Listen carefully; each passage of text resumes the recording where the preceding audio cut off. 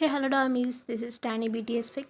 நான் உங்கள் அனக்கா பேசுகிறேன். I hope you all doing well and good. இன்றைக்கி நம்ம ஜேகேயோட எஃப்எஃப் நம்ம dangerous mafia lord villain love விதியோட பார்ட் 10 தான் பார்க்க போகிறோம். பார்ட் 9ல் எதோட முடிஞ்சிருந்தது அப்படிங்கிறத நீங்கள் எல்லோரும் பார்த்துருப்பீங்க. பார்ட் 9ல் எதோட முடிஞ்சிருக்கோம் அப்படின்னா, நம்ம வயனுக்கு வந்து அவங்க சித்தப்பா தான் வந்து ஷேர்ஸை கொடுத்துருக்காருங்கிற விஷயம் தெரிஞ்சிருக்கு.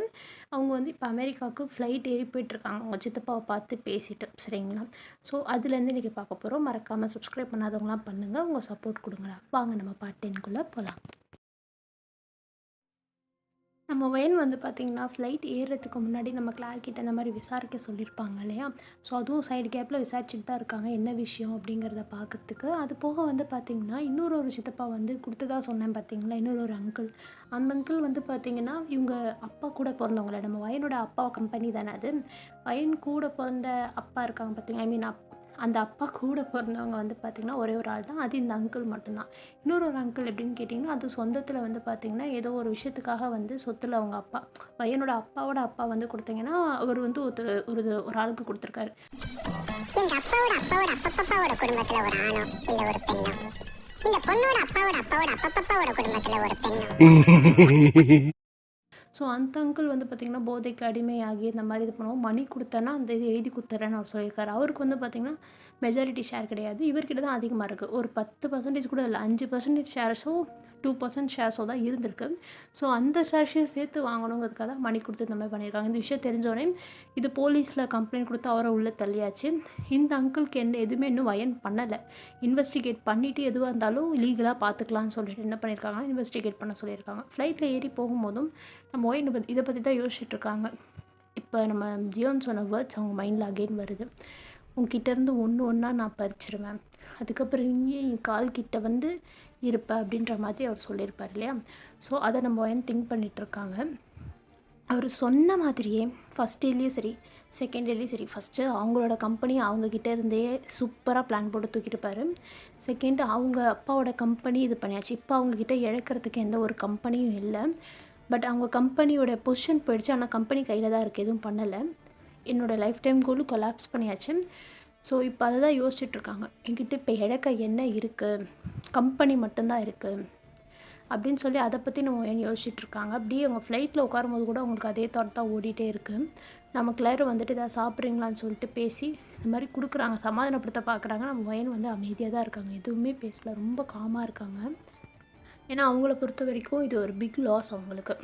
என்ன தான் ஜேகேக்கு வந்து பார்த்திங்கன்னா லாஸ் கொடுத்துருந்தாலும் இந்த அளவுக்கு ரொம்ப இது பண்ணிலாம் கொடுக்கல.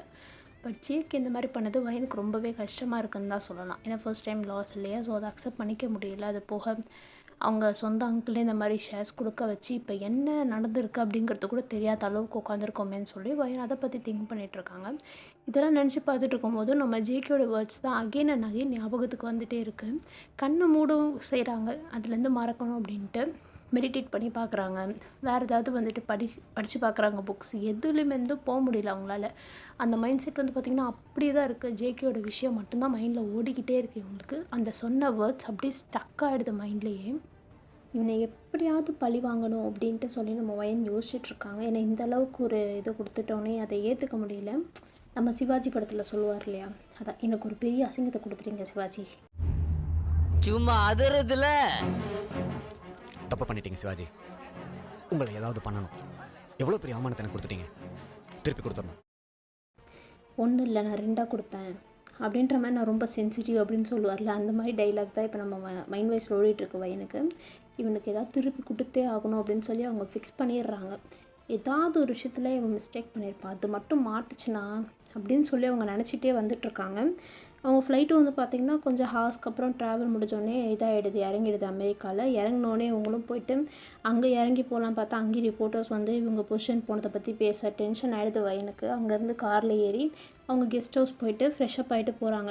ஏன்னா என்ன தான் சோகமாக இருந்தாலும் ஒரு மாதிரி ஃப்ரெஷ்அப் ஆகாமல் இதுவாலாம் போகக்கூடாது, மீட்டிங் இது ஒரு பார்ட்டி மாதிரி இல்லை. ஸோ என்ன பண்ணுறாங்கன்னா எப்பயும் போல் கிளாஸியாக ஒரு அவுட்ஃபிட் போட்டு பார்ட்டிக்குன்னு சொல்லிட்டு போட்டுட்டு அவங்க அங்கேருந்து கிளம்புறாங்க. அந்த பார்ட்டிக்கு தான் கிளம்பி போகும்போதே வந்து பார்த்திங்கன்னா நம்ம வயன் வந்துட்டு இவ்வளோ நாள் என் கையில் இருந்த அந்த பொசிஷன் இப்போ இன்னொருத்தவங்க கைக்கு போகுதுங்கிறத அவங்களால ஏற்றுக்கவே முடியல. அது போக வந்துட்டு இப்போ ஃபஸ்ட் ஆளாக யார் இருப்பா, யாரோட கம்பெனி வந்திருக்கும், நம்ம இதில் வந்து டாப் 5ல் இருந்தது வந்துட்டு என்னென்ன கம்பெனின்னு தெரியும். இவங்க கீழே இருந்த டாப் 4 கம்பெனி எவன் வந்திருப்பான்னு சொல்லி யோசிச்சுட்டு இருக்காங்க. யாருக்கு இவன் இது பிரைப் பண்ணி ஹெல்ப் பண்ணியிருப்பான் அப்படின்னு சொல்லி நம்ம யோசிச்சுட்டு இருக்காங்க வயன். ஏன்னா இந்த 4 பேரை தவிர்த்து வேறு யாராலையும் மேலே வர முடியாது. இந்த 4 பேருக்கு யாருக்கோ ஒருத்தவங்களுக்கு இவனுக்கு தெரிஞ்சிருக்கு. ஸோ அவங்களுக்கு பிரைப் பண்ணி தான் என்னையை கீழே தள்ளி ஸோ இவங்க ஃபஸ்ட்டு வரத்துக்கு பிளான் பண்ணியிருக்கலாம், வாய்ப்பு இருக்குது. ஸோ யார் அந்த ஆள் அப்படின்னு சொல்லி அவங்க யோசிச்சுட்டே இருக்காங்க. இன்றைக்கி அந்த பார்ட்டியில் கெஸ் பண்ணி கண்டுபிடிச்சே ஆகணும் யார் அது அப்படின்னு சொல்லிட்டு அவங்க பார்ட்டிக்கு தான் போகிறாங்க.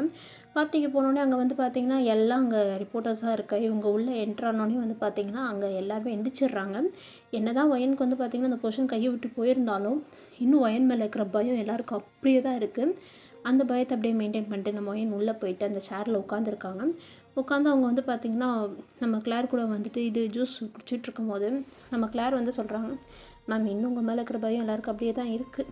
பட் ஒன்ஸ் அந்த பேப்பரில் நீங்கள் சைன் போட்டிங்கன்னா அதுக்கப்புறம் யார் யாருக்கு ரிவெஞ்ச் எடுக்கணுமோ அவங்க கண்டிப்பாக பண்ணுவாங்க. நான் செக்யூரிட்டிஸ் எல்லாத்தையுமே டைட் பண்ணிட்டுமா அந்த மாதிரி கேட்குறாங்க. அதெல்லாம் ஒன்றும் வேணாம், என்ன தான் பொசிஷன் அடுத்தவங்க கைக்கு போனாலும் நம்மளோட பவர் நம்ம கையில் தான் இருக்கும் அப்படின்ற மாதிரி சொன்னோன்னே தட்ஸ் ரைட் அப்படின்னு சொல்லிட்டு கிளேரும் உட்காந்துருக்காங்க. ஸோ இப்போ எல்லோரும் வெயிட் பண்ணிகிட்ருக்காங்க. அங்கே ஒரு பெரிய ஆள் மாதிரி ஒருத்தர் வருவார் போல். அவர் தான் வந்து இந்த அசோசியேஷனோட ஃபஸ்ட் அண்ட் லாஸ்ட்டு ஹெட். அந்த கிளான் இருக்கும் பார்த்தீங்களா இவங்களுக்குன்னு, இந்த வாரிசாக இதை எடுத்து நடத்தி பில்லினியராக இருக்கிறது அவர் தான்.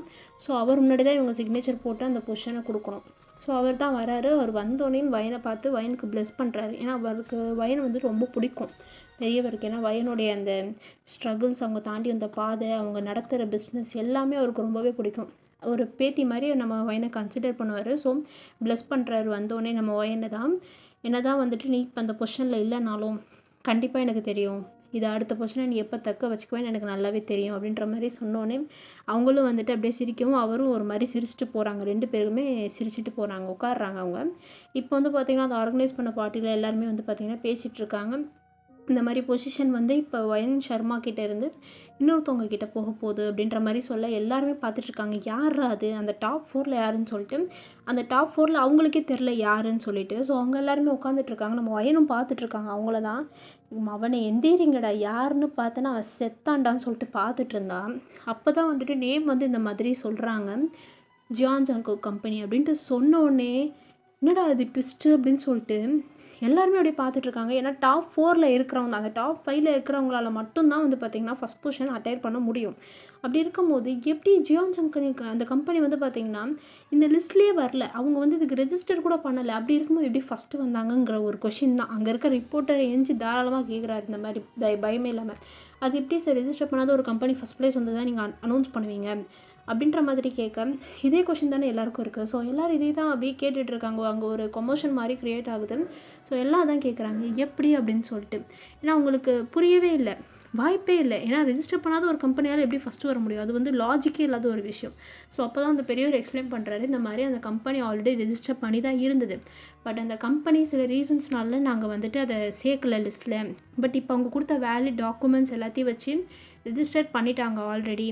அந்த ரிஜிஸ்டர் பண்ண கம்பெனியோட அசட்ஸ் வந்து ஃபுல்லாக கணக்கு நாங்கள் எடுக்காமல் வச்சுருந்தோம். இப்போ தான் வந்து அந்த கணக்கு எடுக்க சொல்லி எங்களுக்கு வந்துச்சு, நிறைய லிஸ்ட் எல்லாமே வந்ததுன்னு சொல்லி அந்த வேலை பார்க்குறாங்க பார்த்தீங்களா அந்த அசோசியேஷன், அந்த பெரியவருக்கு கீழே அவர் எல்லாமே இந்த மாதிரி சொல்கிறாரு. ஸோ இப்போ வந்துட்டு நம்ம பொசிஷன் நெட்வொர்க் எல்லாத்தையும் கவர் பண்ணி பார்த்தா வயன் சர்மாவோட ஜியான்ஜாங் கம்பெனி தான் வந்து பார்த்திங்கன்னா அதிகமாக இருக்குது அப்படிங்கிற விஷயத்த சொன்னோன்னே வயனுக்கு வருது பாருங்க ஆத்திரம். நீ அங்கே தொட்டு இங்கே தொட்டு கடைசியில் என்னோடய பொசிஷனே தொட்டுட்டல அப்படின்ற ஒரு கோவம் தான் வயனுக்கு. ஆனால் வயன் எதிர்பார்க்கல.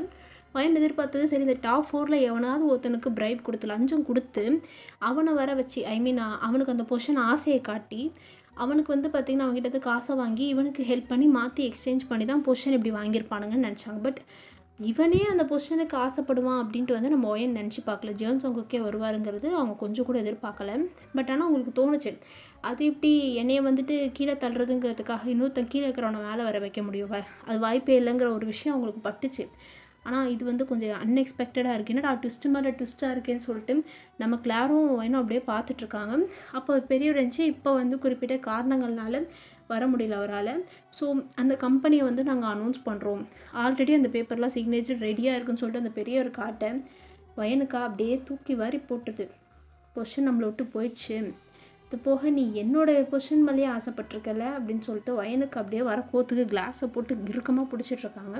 அதுக்கப்புறம் வயனை கூப்பிட்றாங்க இந்த மாதிரி அவங்க பொசிஷனை ரிசைன் பண்ண சொல்லி. ஐ மீன் அது கை மாறுதில்லை, ஸோ அதுக்கான சிக்னேச்சர் போட சொல்ல அந்த பேப்பரை வாங்கும்போது தான் தாத்தா கிட்ட காதில் போய்ட்டு, தாத்தா ரெடியாக இருந்துக்கோங்க, திருப்பி இந்த பேப்பர் என் கைக்கு தான் வரும் அப்படின்ற மாதிரி சொல்ல, லெட்ஸ் சி அப்படின்ற மாதிரி அவர் சொல்லி சிரிக்கிறாரு.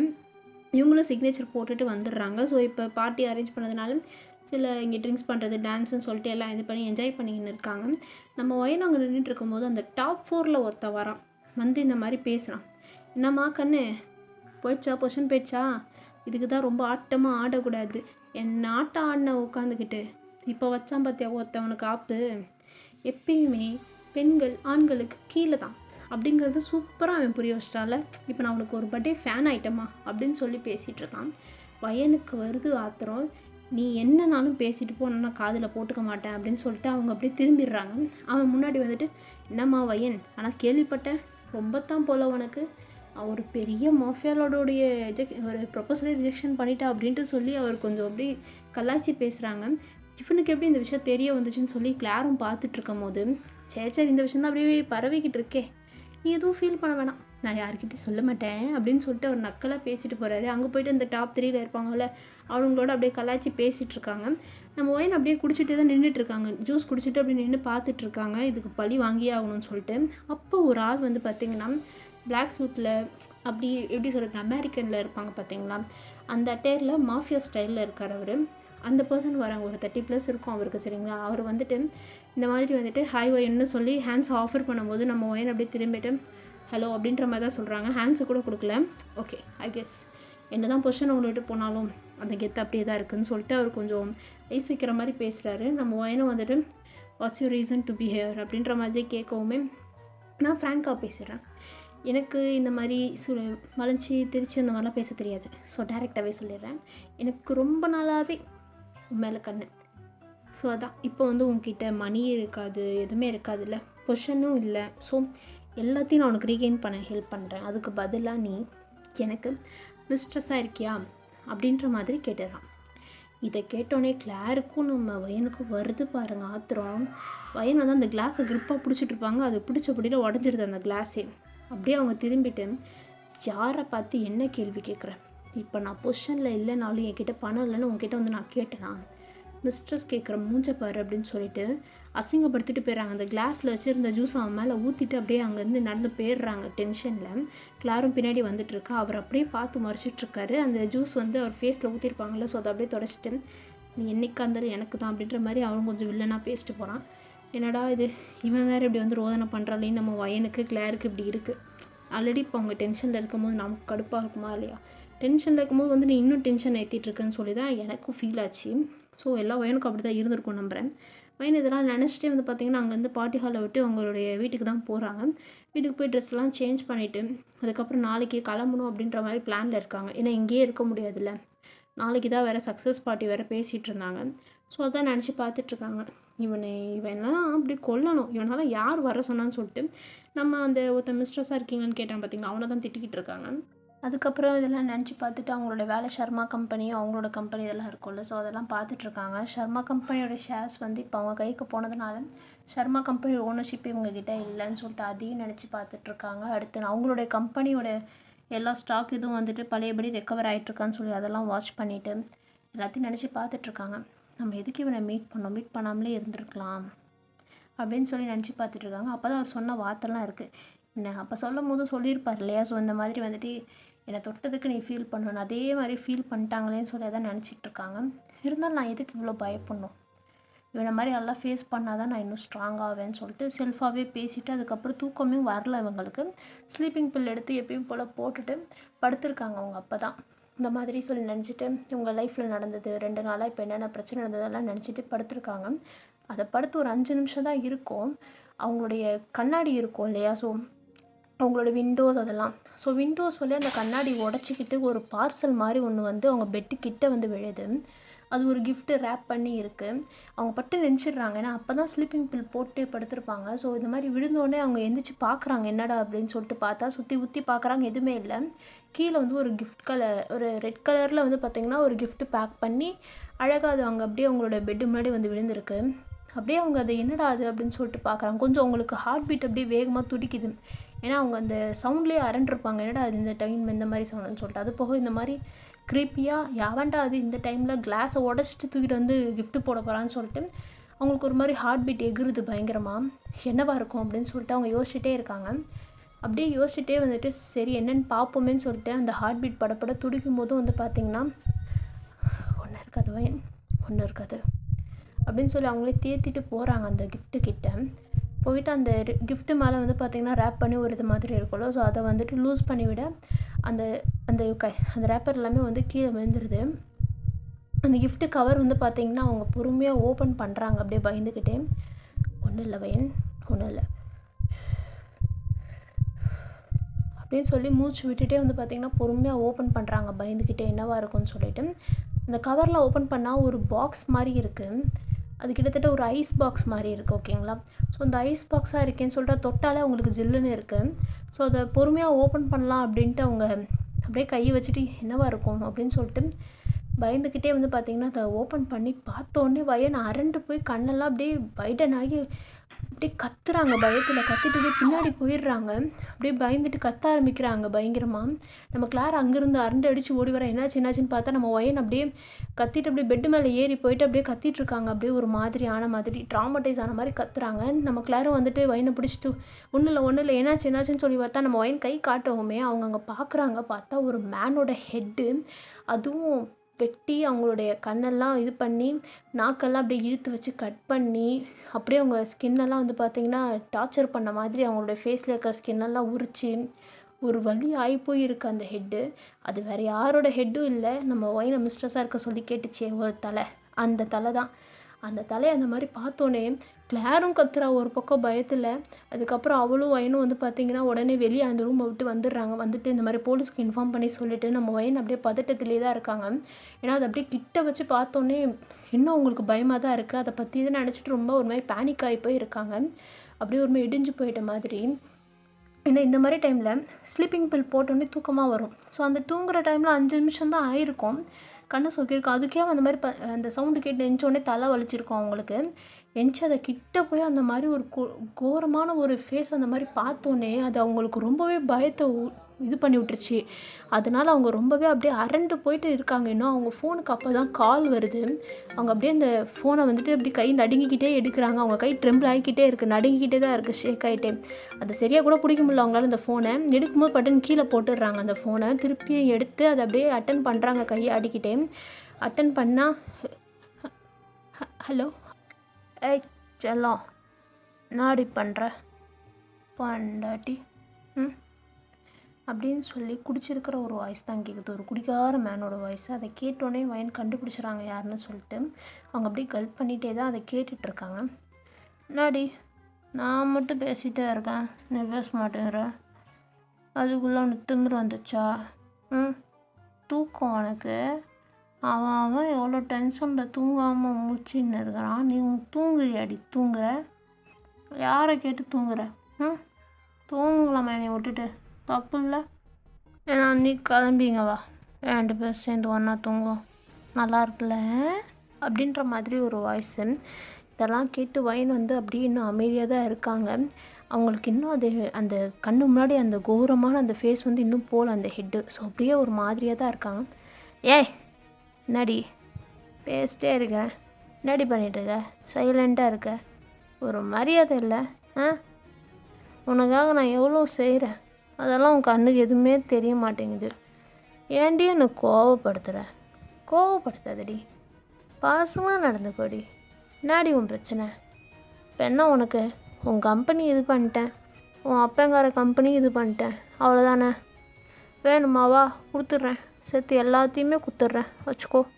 ஆனால் நீ என்கிட்ட வந்துடு அப்படின்ற மாதிரி அவர் பேசுகிறதெல்லாம் கேட்டு வயனுக்கு என்ன சொல்கிறதுனே தெரில. ஏன்னா இவ்வளோ நேரம் வந்துட்டு இப்போ அவங்க பார்த்த ஒரு விஷயம் வந்து அந்த மாதிரி இருக்குது. பேசும்போது கம்ப்ளீட்லி வந்து ஒரு லவ்லியாக பேசினா கோவம் வருமா வராதா வயனுக்கு?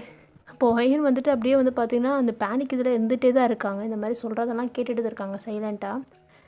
ஏய் உன்கிட்ட தான் பேசுகிறேன், பதில் பேச மாட்டியா?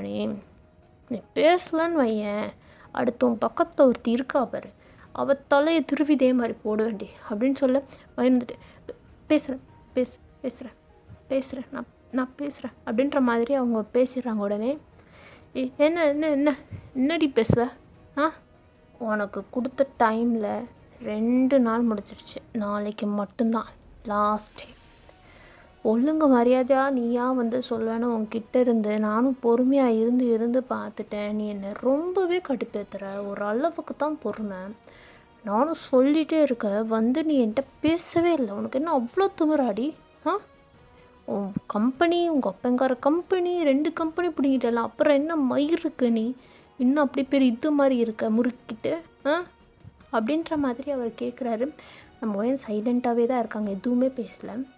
இங்கே பார், என்ன தான் நான் உங்ககிட்டேருந்து என்ன பண்ணியிருந்தாலும் I'm still in love with you. அவ்வளோ சீக்கிரம்லாம் உன்னை இது பண்ணிட்டுலாம் நான் போயிட மாட்டேன். நான் ரொம்ப நல்ல பையன்டி பேசிக்லி. என்னை நீ ரொம்ப கெட்ட பையனாக நினச்சிட்ருக்க. என்ன தான் அதெல்லாம் பண்ணாலும் உன் மேலே ஒரு சாஃப்ட் கார்னர் இருக்குது. எனக்கு சாஃப்ட் கார்னர் இல்லை, லவ் கார்னர் இருக்குது. ஒழுங்கு மரியாதையா நீங்கள் வா, வந்து என்கிட்ட பதில் சொல்லு. மொத்தத்தையும் கொடுத்து நம்ம பேசி முடிச்சுக்கலாம். ஆமாம், யார் அவன்? என்ன தைரியத்தில் நீ யாரோட ஆள்னே தெரியாமல் பெரிய இது மாதிரி வந்து அந்த மாதிரி கேட்கலாமாடி? அதாண்டி, அதுதான் எனக்கு வெறியாயிடுச்சு. அதுக்குத்தான் அவனை தூக்கி வச்சு அந்த இடத்துல போட்டேன். அவன் தலையை நீ பார்த்தல, அதே மாதிரி உன் ஃபேமிலிக்கு இதில் யாருக்காவது ஒருத்தவங்களுக்கு இந்த மாதிரி நாகணும்னு நினச்சேன்னா நீ அந்த பாட்டிக்கு வராத, சரியா? இப்படி வேற ஆக வேணாம் அப்படின்னு நினச்சேன்னா அந்த பார்ட்டிக்கு நீ வரணும். நீ வரவேடி, எனக்கு தெரியும் நீ வரணும். அதுவும் நல்லா அழகாக அப்படி பார்த்த உடனே பற்றிக்கிற மாதிரி எனக்கு வரணும். வந்து அப்படியே அந்த பார்ட்டிலேயே நீ என் மடியில் உட்காரணும். இந்த உட்காந்துட்டு, ஜியோன், நான் நீ கேட்டதுக்கு அப்படியே பதில் சொல்கிறேன் Zion. I love you Zion. I will Mary you Zion. நான் உனக்கு மட்டும்தான் ஜியோன் அப்படின்னு சொல்லலைன்னு வையேன், நான் சொன்னது தான். என்னோடய இன்னொரு முகத்தை நான் இன்னும் வரைக்கும் உங்ககிட்ட நான் காட்டலை. இந்த மாதிரி காட்டக்கூடாதுன்னு என்னை கண்ட்ரோல் பண்ணிகிட்டு இருக்கேன். காட்டுற மாதிரி நீ வச்சுக்காத, சொல்லிட்டேன். அண்ட் உன்னோட அழகான இந்த தூக்கத்தை கெடுத்ததுக்கு என்னை மன்னிச்சிட்டு சொல்லும்.